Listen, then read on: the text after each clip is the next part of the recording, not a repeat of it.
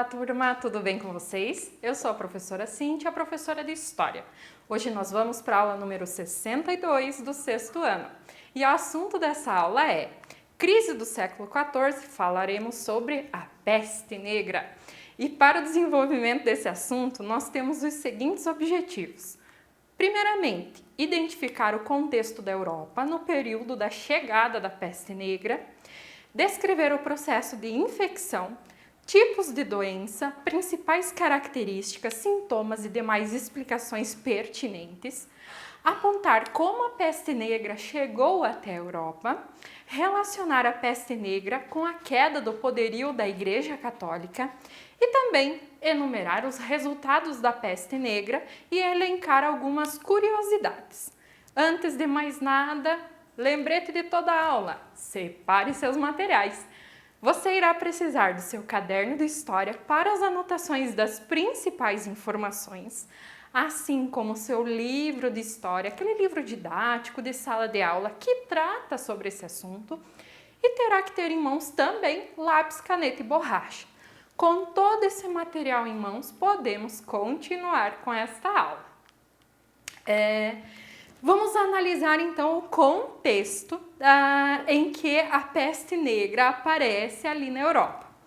Nós estávamos vivendo naquele período, século XIV, uma escassez de alimentos, como já foi visto em outra aula sobre a crise na agricultura.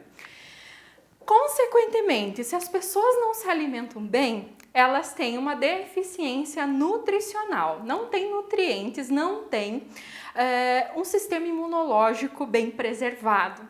E isso vai deixar a população europeia vulnerável a uma epidemia que foi devastadora. Essa epidemia ficou conhecida como peste negra. Coloquei para vocês uma imagem dos doutores da peste da época e eu já vou explicar para vocês como é que funcionava a situação desses tratamentos desses médicos. Mas vamos lá. Em latim, peste significa doença. Então, quem está com a peste está doente. E o processo de infecção?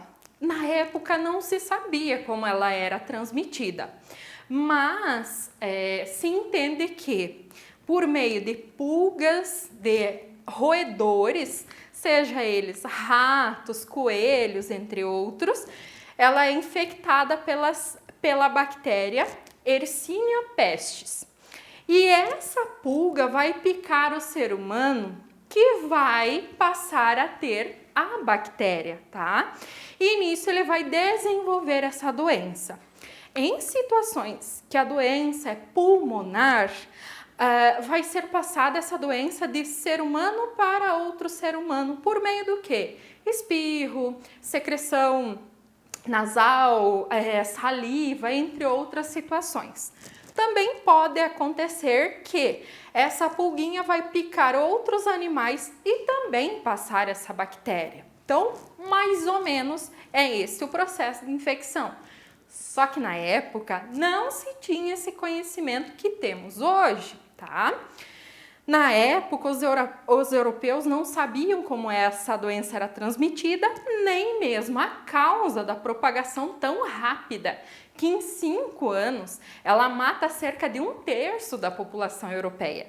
Então, se você não fosse morto pela doença, com certeza alguém da sua família teria pego e teria falecido, porque algumas pessoas em uma semana só, elas acabavam chegando a óbito, né? O período de incubação ele era muito curto, muito rápido, ela só proliferava e a pessoa acabava falecendo. Muito bem, entendendo, caracterizando a peste negra. Ela é uma doença infecto-contagiosa, como eu disse, provocada por uma bactéria, a Yersinia pestis, transmitida por pulgas de ratos contaminados e ela pode ser pneumônica, septicêmica ou bubônica. Aliás, a pneumônica, eu falei errado, né? Mas a pneumônica tem a ver com pulmões. Ela afeta o sistema respiratório. transmitida principalmente por secreções respiratórias, pela boca ou nariz. É aí que ser humano passa para ser humano.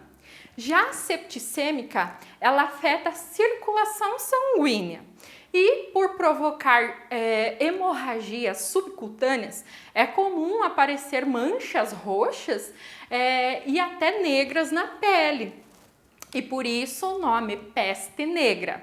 Já a bubônica, ela afeta o sistema linfático e é a primeira forma de infecção. Com isso irão aparecer bubões, grandes assim bolas, às vezes até com um tamanho considerável, o tamanho de uma bolinha de ping-pong mais ou menos, que seriam inchaços bastante doloridos. Onde estão as glândulas ali do sistema linfático? Pescoço, debaixo do braço, né, nas axilas, nessa região, nas virilhas. Isso é comum, até para quem faz drenagem linfática, são nessas regiões que essas glândulas elas são, como que eu posso dizer, estimuladas para então fazer a liberação de líquidos que estão no corpo da pessoa, às vezes que está muito inchada, grávidas fazem drenagem linfática, por exemplo, só para vocês entenderem. Vale destacar também que as pessoas da época não sabiam que a doença era transmitida por pulgas de ratos contaminados. E na época, a questão de higiene era péssima. Então, os ratos só iam proliferando na Europa e, consequentemente, espalhando a doença. Quais seriam os sintomas? Principais sintomas seria a febre alta, em torno de 40 graus, calafrios, dores pelo corpo, dor de cabeça, fraqueza generalizada, porque a pessoa perdia o apetite e não se alimentava, consequentemente ela tinha essa fraqueza mesmo. Em algumas situações, como eu disse para vocês, na questão da peste bubônica, aparecimento desses bubões nos gânglios linfáticos, como está na imagem ao lado nesse slide. A peste pulmonar, aquela que afeta os pulmões e é transmitida pelas secreções, era a mais grave de todas, porque as bactérias se alojavam no pulmão e passavam de pessoa para pessoa por meio da tosse ou do espirro. Foi essa forma de doença que entre 1348 a 1352 matou cerca de 1/3 da população europeia. E foi o período mais crítico da epidemia, esses 5 anos, que reduziu e muito a produção econômica da Europa feudal. Por isso que a peste negra também é um dos fatores que levaram à crise do feudalismo na Europa. Como que essa peste chegou até na Europa? A peste, ela provavelmente surgiu na Ásia Central, lá pela região da China, e chegou na Europa por meio dos portos do Mediterrâneo. Porque nas embarcações haviam vários ratos contaminados. Com isso, eles iam espalhando a doença. Lembrando que a questão do comércio de grãos era muito alta e ratos tendem a se alimentar de grãos, né? E nesse sentido, atrelada à questão da falta de higiene, era por meio de toda essa situação que se espalhou. E lembrando que comércio, ele estava em grande desenvolvimento. Então, todos os portos da Europa recebendo e recebendo cada vez mais mercadoria em embarcações cheias de ratos e, consequentemente, passando essa doença. E quais seriam as explicações para a transmissão da doença na época? Uma das principais explicações, punição divina. Se era uma punição de Deus, Deus estava punindo as pessoas por estarem agindo mal, a única forma de evitar a morte seria a penitência. Seria por meio do autoflagelo ou também do arrependimento.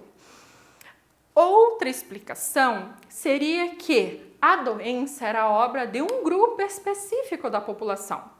Por isso, na época, tiveram muitos massacres e linchamentos. Foram realizadas principalmente com pessoas que tinham hanseníase, os chamados leprosos da época, de forma pejorativa até.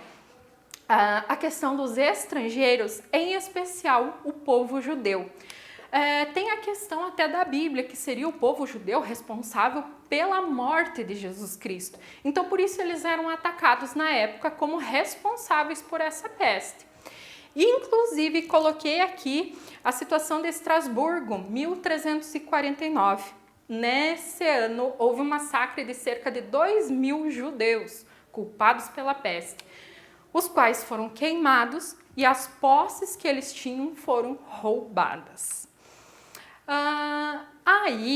Se a peste é uma punição divina, aí há um embate em relação à igreja. A igreja seria a representante de Deus na Terra, certo? Então, no primeiro ano da peste negra, as pessoas aceitavam tudo que a Igreja Católica dizia em relação a ser uma punição divina de fato. Provavelmente eles estavam pecando e, consequentemente, as pessoas faziam de tudo que a igreja mandava como o correto. Porém, com o tempo, a doença continuou. Os padres mais ricos fugiram das cidades com maior número de infectados. Vários padres pegaram essa doença. Poxa, ele é representante de Deus na Terra e como ele pegou a doença? Ele peca também? Como assim? Algumas pessoas solicitavam um dos sacramentos, que é a unção dos enfermos, mas os padres acabavam se recusando, afirmando que poderiam ser infectados e, consequentemente, seriam mesmo. Aí as pessoas se desesperaram. E aí surgem questionamentos em relação às ações do clero. Olha só, eles falam uma coisa, mas fazem outra. Eles estão pegando essa doença que é uma punição divina. Então Deus está contra também quem é do clero. Por isso surge aqui o início das discussões em relação às ações da igreja. Muito bem. A peste negra, dessa maneira, ela abala o poder da igreja e sua posição inabalável como ponte entre Deus e as pessoas. Quais foram os resultados da peste negra? Ocorreu uma falta de mão de obra, o que levou ao aumento dos salários. Então, até foi um ponto positivo de certa forma. Haviam mais terras disponíveis para as pessoas. Houve uma abolição parcial, então, de parte daquelas obrigações feudais, como banalidade, corvéia, talha, entre outras. Na área rural, como haviam menos trabalhadores, houve um desenvolvimento de mais inovações e, consequentemente, maior produtividade. Já na área urbana, os aluguéis eles reduziram e muito, porque tinham mais casas vazias do que pessoas para morar. E ainda, como visto anteriormente, questionamentos sobre as verdades da igreja, os dogmas da igreja. E isso são os resultados em relação à peste. Em resumo, houve melhores condições de vida aos que sobreviveram à peste negra.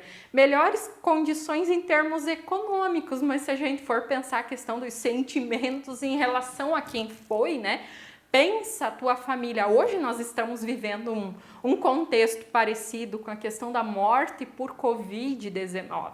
Então pense em aquele momento, ainda sem entender muita coisa sobre. Hoje nós temos vacina, naquela época nem se tinha isso. Temos ainda a questão do medo da morte. O cenário de medo, destruição e morte vivido na Idade Média foi representado por muitos artistas. Nessa pintura ao lado, a dança macabra, a morte é representada na figura de esqueletos humanos e de corpos em decomposição. em especial nessas danças, e percebam que elas dançam com nobres, com pessoas do clero, com todo mundo. Não há distinção. E é o que acontecia. A peste negra, ela atacava tanto nobres, pessoas do clero, como camponeses. Então não havia distinção nesse momento para a morte. Não havia divisão de classes como era tão evidente no feudalismo. Algumas curiosidades da peste negra. Como se acreditava que a doença era transmitida pelo ar, que havia a teoria miasmática, na época os médicos acreditavam que se você entrasse em contato com o miasma, que era o odor transmissível da doença, aquele cheiro de podre dos cadáveres, você poderia ser infectado. Assim, uma das maneiras de ficar doente, de evitar, aliás, de ficar doente, seria o banho. Por quê? Ao tomar banho, a pele seria limpa, os nossos poros, eles iriam entrar em contato com o ar contaminado. Então, por meio dessa lógica, uma boa camada de podridão, sujeira, poeira na pele era visto como algo excelente, uma forma de se proteger contra a doença. Muitos tratamentos consistiam também em envolver o indivíduo em urina ou em fezes animais, enquanto a água podia abrir os poros. Dizia a lenda da época que se tomasse banho com um copo ou 2 de urina, poderia proteger a pele, se proteger então contra a peste. Outros tratamentos que eram utilizados, os sangramentos, foi uma técnica para tentar curar a doença. Acreditava-se que a sangria, o ato de perfurar o corpo, retirar uma parte do sangue, era uma maneira de retirar essa doença. Retirando o sangue contaminado, retirava a doença, mas nesse caso não funcionava. Hoje existem doenças, por exemplo, pessoas que produzem muito ferro, o sangue é mais viscoso, ocasiona dores de cabeça péssimas na pessoa. Elas fazem com certa periodicidade, às vezes uma vez por mês, conforme for 15 dias, elas vão até o hospital e fazem esse tipo de sangria, para justamente tentar afinar um pouco o sangue. Mas na época não se tinha esse conhecimento.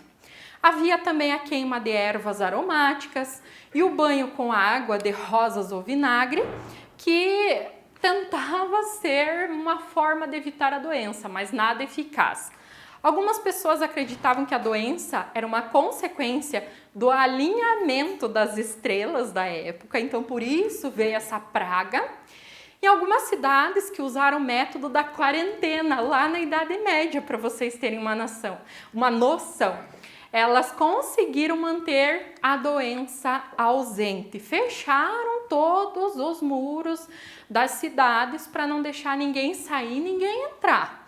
Quem ficava doente ficava isolado, quem estava bem ficava isolado também. Outras estratégias também que funcionaram foi o controle das fronteiras nos portos e acesso às cidades, passaportes de saúde individuais, os quais identificavam as pessoas e certificavam sua origem, além de medidas para isolamento dos infectados. Bem ou mal, a gente viveu situações parecidas, está vivendo a questão do passaporte, a questão da vacina, você comprovar que tomou a sua vacina para poder viajar. E a questão dos médicos da peste, que a gente viu na primeira imagem. Eles eram funcionários públicos contratados pelas cidades para tratar os pacientes, mas também contar o número de doentes. Eles tinham um traje de isolamento que era composto por botas, luvas, casaco comprido, touca de couro, máscara com olhos de vidro, selada ainda com um chapéu. E esse bico de madeira, que dentro dele haviam várias ervas, justamente para eles não sentirem o cheiro do miasma, daquela podridão dos corpos. O traje ainda é finalizado com uma capa por cima de tudo.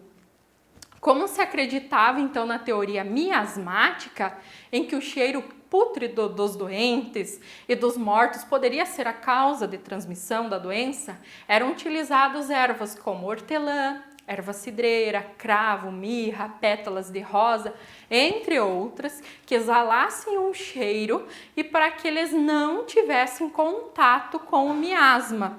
Isso era colocado no bico dessas máscaras. Só que é importante destacar que essas máscaras, esse traje aqui, ele é mais do século XVII. E nós estamos falando da peste que maior estrago teve é do século XIV, tá? Na próxima aula, iremos continuar a estudar sobre a crise do século XIV e falaremos em relação às revoltas populares, revoltas camponesas, que também contribuíram para a crise do sistema feudal na Europa. Agora, vocês devem realizar a atividade referente à aula de hoje, com o propósito de revisar esse assunto, mas também fixar algumas informações. Bons estudos a todos, até a próxima aula, um abraço e tchau!